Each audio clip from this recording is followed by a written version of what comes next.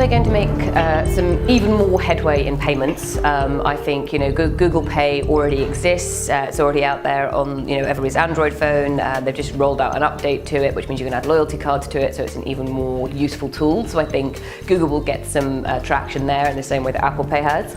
I think Amazon are very interesting. In fact, they're the most interesting one to watch as far as I'm concerned, because they have both retail clients and small business clients, which gives them a much wider audience. We should all be aware that these are extremely successful companies, and therefore I think that we are fools to think that these guys will not be professionals just because they haven't been a bank for many years.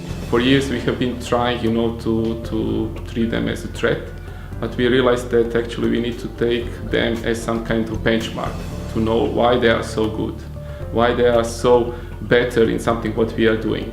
So it's about the customer experience. It's something what we see it start to be more relevant, because everything starts from the customer experience. I think it is not an unlikely scenario that they will see that okay, maybe we can help our customers even better if we have a banking license. So from that rationale, I think that it's not an unlikely scenario. I think with Amazon, it's going to be a partnership opportunity, because I don't think Amazon is going to want to go out there and get a banking license in every territory that Amazon is in.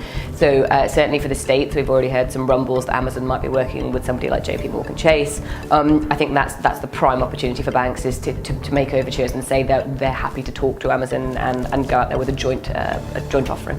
PayPal really sees an opportunity to work with some of the best technologies available, and we bring to bear our strengths, they bring to bear their strengths. It is about an open ecosystem for payments. It was the point I made today here at the conference.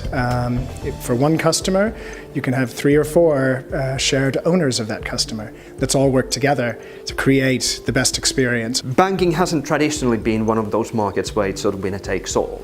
It'll be interesting to see, but I'd be surprised if they became dominant in any shape or form in the financial services space. I mean, from the bank perspective, I see still a really advantage, and this advantage is based on the feedback what we have from our clients. They still trust us. We are still a trustable partner. In general, when we talk about banks, we talk about lots of regulation, and so far these big tech giants, especially in Europe, has got some problems with regulation. We have a strengthened position in the way that we are used to interacting with our customers, but this is not like a universal truth.